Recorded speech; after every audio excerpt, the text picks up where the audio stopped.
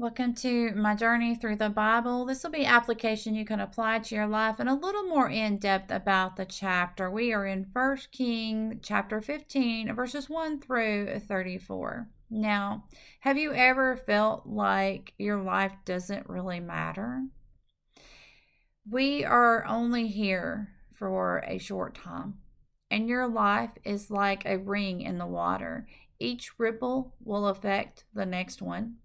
So that means each act that we do will affect somebody else down the road. And these acts can affect people in a positive way, or they can affect them in a negative way. Now, we will see that many of these king's sons followed after their fathers, and they did evil in the sight of God.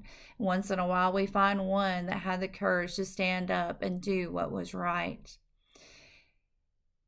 Now, in our life, we're going to affect a lot of people. We're going to have children and grandchildren and great grandchildren and on and on and on. And we can be a light in this very dark world. We can tell people about Jesus, and we have a choice that we can make. Sin can keep being repeated. We can keep following the examples and the mistakes that our parents have made, or we can decide to correct them. We can decide to make God our focus point and have a relationship with Him and share that relationship with our children, our grandchildren, our great grandchildren, and then they may even share them with their friends. Now, to slow down sin would be an amazing blessing for your family. And the only way to do that is to keep our eyes focused on the Lord and His way of living and trying to teach that to our children. We have to do what is right in the sight of God.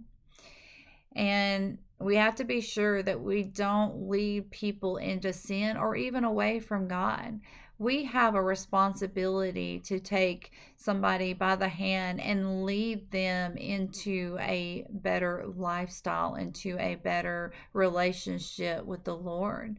And then what will be said of you in the book of life? What will your children and your friends and your family members say about you when you have passed on? May God be with you in everything and in every way.